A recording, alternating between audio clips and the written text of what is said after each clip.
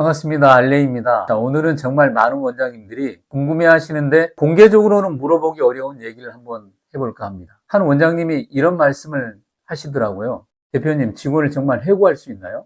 수습 3개월 끝난 직원인데 저하고 맞지 않아서 내보내려고 했더니 직원이 노동청에 간다고 하네요. 어떻게 해야 합니까? 라고 이렇게 물어보면서 고민을 얘기하더라고요. 원장님들도 다들 비슷한 경험이 있잖아요. 수습기간 3개월 동안 정말 열심히 하던 직원이 정규직 되자마자 180도 태도가 바뀌는 겁니다. 다들 겪어보셨죠? 근데 막상 정리하려 하면 벽에 부딪히죠. 그래서 오늘은 문제를 정확하게 짚어보려고 합니다. 우리 대한민국에서 직원 해고가 얼마나 어려운지, 그러면 우리가 어떻게 대응해야 하는지 한번 설명해 드려보겠습니다. 먼저 법부터 한번 확인을 해보겠습니다. 원장님, 혹시 근로기준법 23조 아신가요? 법조인도 아니고 당연히 모르실 겁니다. 모르셔도 괜찮습니다. 제가 쉽게 한번 설명해 드리겠습니다. 정당한 이유 없이 직원을 해고할 수 없다라고 되어 있습니다. 그런데 여기서 문제가 뭐냐면은 이 정당한 이유의 기준이 너무 높다는 겁니다. 자, 예를 한번 들어볼게요. 직원이 일을 못한다 라고 하면 노동청은 교육은 충분히 했나요? 라고 묻고, 직원에 대해 손님들이 불만사항이 많다라고 하면은 객관적인 증거는 있나요? 라고 이렇게 물어봅니다. 태도가 불량하다고 라고 하면은 그게 측정 가능한가? 뭐 이렇게 판단을 한다는 거죠. 이런 상황이 되면 보통 원장님들이 생각하시는 해고 사유는 대부분 인정이 되지 않습니다. 자, 실제로 2023년에 서울에서 있었던 일입니다. 서울의 한 미용실에서 한 명을 해고했습니다. 3개월 동안 지각만 15번, 고객 컴플레인 7건, 다른 직원들이 같이 일 못하겠다고 이렇게 탄원서까지 5명이 썼다고 합니다. 자, 그런데 결과가 이렇게 됐답니다. 노동위원회에서 부당해고라고 판정이 났답니다. 이유가 뭐냐면은 충분히 교육과 개선 기회를 주지 않았다고 하는 겁니다. 그 충분한 교육과 개선 기회, 왜 미용실에서 해줘야 되는지 이해가 되지 않습니다. 돈을 주고 고용을 하는 건데 학교도 아니고 안타까울 뿐입니다. 물론 의지와 마음만 있다면 기다려 줄 수 있습니다. 근데 저런 태도를 하는 직원에게 왜 그런 기회와 비용을 원장님이 감당해야 하는지 답답할 뿐입니다. 나라에서 직원 교육 지원금을 주는 것도 아니고 결국 그 미용실은 6개월치 급여의 위자료 500만 원까지 물어졌답니다.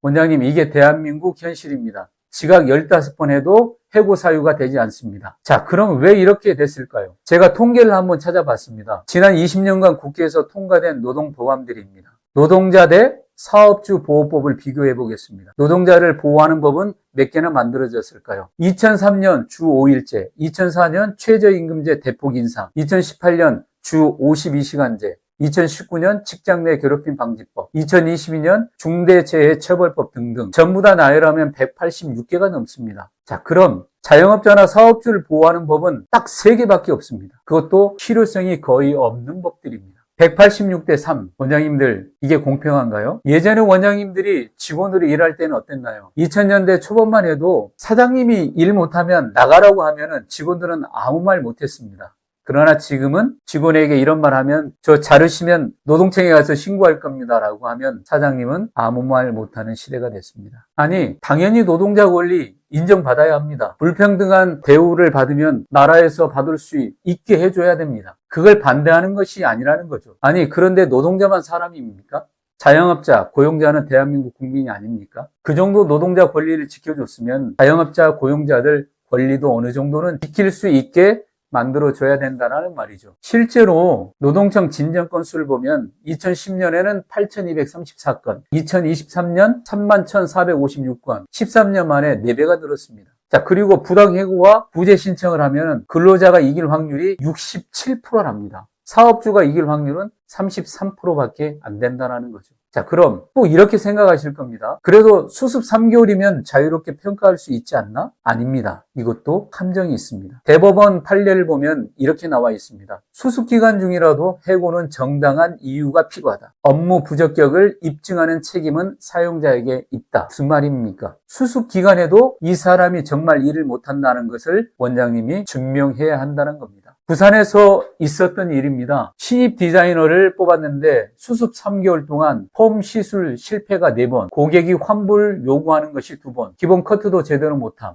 당연히 수습 탈락이겠죠. 그런데 이 직원이 노동위원회에 진정을 넣었습니다. 그 결과 어떻게 됐는지 아세요? 노동위원회 왈, 미용실에 교육 매뉴얼이 없다. 체계적인 지도가 부족했다. 부당해고다. 결국 복직시키고 3개월 임금까지 줘야 했습니다. 또 이런 것들도 공감하실 겁니다. 수습기간 3개월 동안 30분 일찍 출근. 네, 알겠습니다. 청소도 자발적으로 제일 늦게까지 남아서 연습. 정규직 전환 다음 날부터 갑자기 정시 출근, 가끔 지각. 그게 왜 제 일이죠? 청소는 제 업무가 아닌데요. 업무 시간 되면 칼퇴근. 조금만 늦으면 야근 수당 주세요. 자, 이쯤 되면 원장님들 정말 답답하실 겁니다. 제가 말하면서도 참 답답합니다. 자, 그럼 대체 어떻게 하란 말이냐? 제 생각을 솔직히 한번 말씀해 드려보겠습니다. 현재 대한민국 법안에서는 직원 해고는 거의 불가능합니다. 그럼 포기해야 합니까? 아닙니다. 발상을 완전히 바꿔야 합니다. 예전 방식은 이랬죠. 좋은 직원 뽑고 안 맞으면 해고하고 다시 새로운 직원 뽑고. 근데 이제는 아예 이렇게 가야 합니다. 직원 의존도 자체를 없애고 시스템으로 운영해야 합니다. 구체적으로 말씀드려 볼게요. 자, 1단계 고용 형태를 바꿔라. 정규직 대신 프리랜서로 계약하고 풀타임 대신 파트타임으로 사람을 뽑고 3명 쓸 거 1명으로 줄이고. 2단계 모든 것을 기록해야 한다. 매일 근태를 기록하시고 고객 컴플레인 즉시 문서화해서 증거 만들고 업무 지시도 카톡으로 증거를 남기는 겁니다. 이건 나중에 정말 필요한 증거가 됩니다. 자, 3번째 단계 자동화하라. 예약은 네이버나 카톡으로 자동화시키고 고객 관리는 CRM 프로그램으로 활용해야 합니다. 물론 잘하고 계시겠지만 벌써 재고 관리도 앱으로 잘 나와 있습니다. 자, 그런 거 사용하셔야 됩니다. 직원이 갑자기 그만둬도 다른 직원 따라가도 미용실은 돌아가야 합니다. 또 재밌는 통계가 있습니다.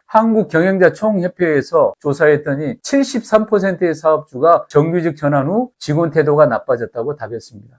원장님, 이제는 인정해야 합니다. 좋은 직원 뽑아서 오래 일하게 하자. 이건 이제 거의 불가능합니다. 직원이 없어도 돌아가는 미용실 만들어야 합니다. 실제로 1인 미용실 월 3천만 원 매출 내는 분들도 많아졌습니다. 직원 3명 쓰면서 스트레스 받고 소송 걱정하면서 월 5천, 7천 할 바에는 혼자서 혹은 최소 인원으로 효율적 매출을 올리는 것이 최선입니다. 원장님들, 오늘 제가 좀 드린 말씀이 좀 충격적일 수도 있습니다. 하지만 이게 현실입니다. 노동자 보호법은 186건, 자영업자 보호법은 3개. 이게 대한민국의 현실입니다. 이게 원장님이 잘못해서가 아니라 시스템이 이렇게 만들어진 겁니다. 하지만 우리는 살아남아야 합니다. 법이 우리를 보호해주지 않는다면 우리를 지켜야 합니다. 그 방법은 시스템입니다. 그 시스템을 우리는 찾아 나가야 하고 또 찾고 있습니다. 함께 이 시스템에 대해 공부하고 찾아갑시다. 알레이였습니다.